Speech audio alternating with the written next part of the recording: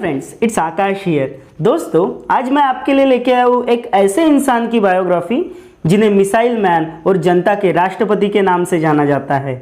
वे भारतीय गणतंत्र के 11वें राष्ट्रपति, महान वैज्ञानिक, राष्ट्रभक्त और अभियंता के रूप में विख्यात थे, जिन्होंने अपना पूरा जीवन देश के लिए समर्पित कर दिया। उन्होंने सिखाया जीवन में कैसी भी परिस्थितियां हो, जब आप अपने सपने को पूरा करने की ठान लेते हैं तो उसे पूरा करके ही रहते हैं। जी हाँ, दुनिया जिन्हें डॉक्टर एपीजे अब्दुल कलाम के नाम से जानती थी।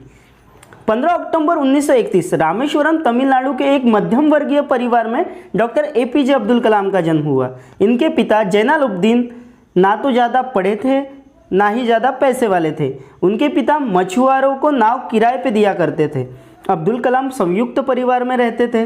परिवार की सदस्य संख्या का अनुमान इस बात से लगाया जा सकता है कि उनके खुद के 4 भाई और 5 बहनें थीं, और ऐसे ही 3 और परिवार एक ही घर में रहते थे।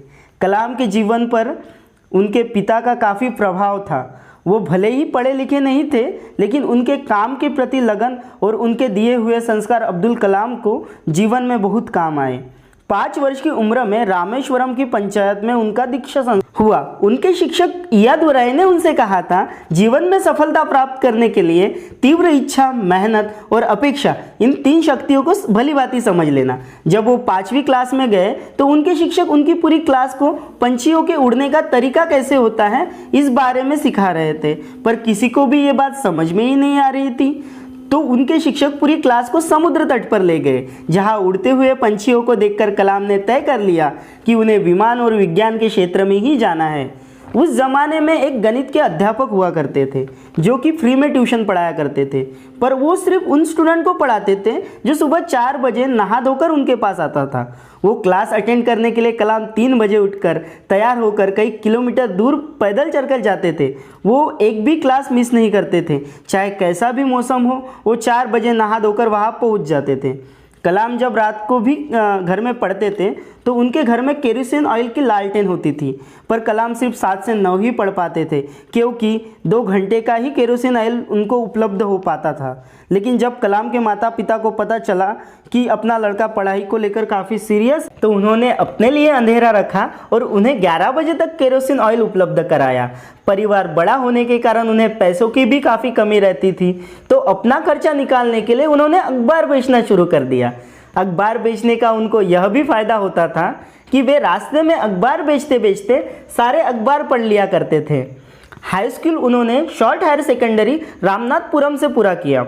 हाई स्कूल की पढ़ाई के दौरान एक बार ऐसा हुआ कि कलाम गलत क्लास में चले गए थे, तो अध्यापक ने उन्हें बहुत पनिश किया और बोला कि तुम्हें अपनी क्लास का पता नहीं, तुम क्या मैथमेटिक्स पढ़ोगे। और उन्होंने वहाँ से इतनी मेहनत की कि मैथमेटिक्स में 100 आउट ऑफ 100 मार्क्स लिए और अध्यापक को भी हैरान कर दिया।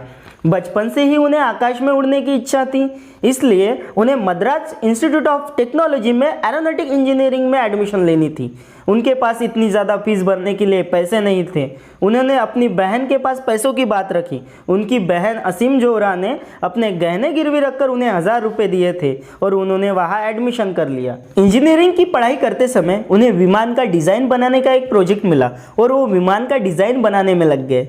जो डिज़ाइन कलाम ने बनाया था, प्रोफेसर को वो बिल्कुल भी पसंद नहीं आया और प्रोफेसर ने कहा, कलाम तुम एक अच्छा डिज़ाइन बना नहीं सके ना, तो तुम्हें स्कॉलरशिप नहीं मिलेंगी। ये सुनकर कलाम टेंशन में आ गए। उन्हें बहन के गिरवी रखे हुए गहनों की याद आने लगी और वो काफ़ी परेशान हो गए।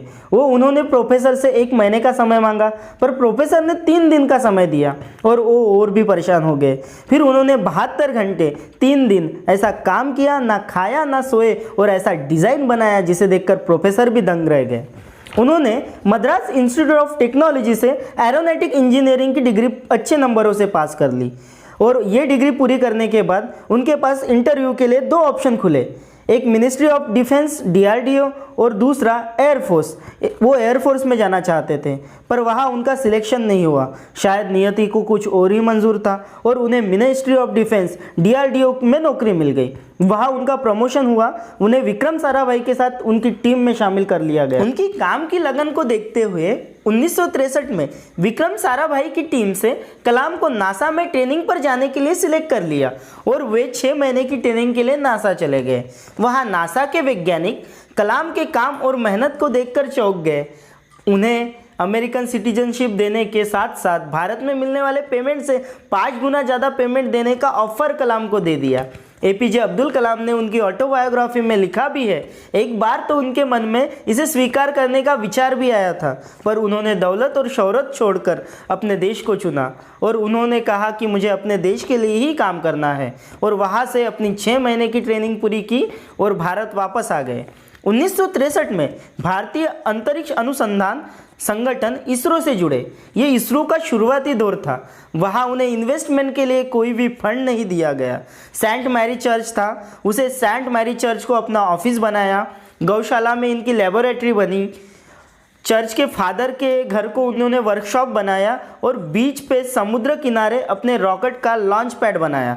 नासा से ट्रेन होकर आए हुए साइंटिस्ट वहाँ कलाम के साथ काम करने लगे। उन्हें ट्रांसपोर्टिंग के लिए भी साधन उपलब्ध नहीं कराए गए, तो वो साइकिल और बैलगाड़ी पर रॉकेट के पार्ट्स ले गए। इतने परेशानियों के बावजूद उन्होंने 1963 में फर्स्ट साउंडिंग रॉकेट को लॉन्च किया। कलाम को 1969 में इसरो का डायरेक्टर बना दिया गया। उन्होंने सोचा क्यों ना सैटेलाइट लॉन्चिंग व्हीकल बनाया जाए। उन्होंने पीएसएलवी और एसएलवी को एक साथ बनाने के बारे में सोचा और इसे नाम दिया गया SLV-3। पर इसे बनाने के लिए उनके पास फंड नहीं था, तो तत्कालीन प्रधानमंत्री इंदिरा गांधी से फंड की मांग की, पर इंदिरा गांधी ने इन्हें फंड देने से मना कर दिया। फिर बाद में थोड़ा सा फंड दे दिया और फंड मिलते ही डॉक्टर एपीजे अब्दुल कलाम इस प्रोजेक्ट को पूरा करने के लिए पूरी लगन से लग गए। पूरे 10 साल उन्होंने कड़ी मेहनत की। इस दौरान उन्होंने सिर्फ 2 दिन छुट्टियां ली। एक बार जब उनके माता की मृत्यु हुई और दूसरी बार जब उनके पिता की मृत्यु हुई। वो छोड़कर ना ही कोई 15 अगस्त, ना ही कोई 26 जनवरी, ना ही कोई सैटरडे, ना ही कोई संडे। वे साल के 365 दिन काम करते थे। 10 साल इतनी कड़ी मेहनत करने के बावजूद 1979 में SLV-3 फेल हो गया और ये फेल हुआ तो ये बहुत घबरा गए, क्योंकि पूरी दुनिया की नज़र इस पे थी। पूरा देश इनको देख रहा था और ये उस प्रोजेक्ट के प्रोजेक्ट डायरेक्टर थे। पर फिर 1 साल बाद ही 1980 में इन्होंने SLV-3 का सफल परीक्षण किया और पूरी दुनिया को चौंका दिया। तो दोस्तों, ये था डॉक्टर एपीजे अब्दुल कलाम की बायोग्राफी का पहला पार्ट।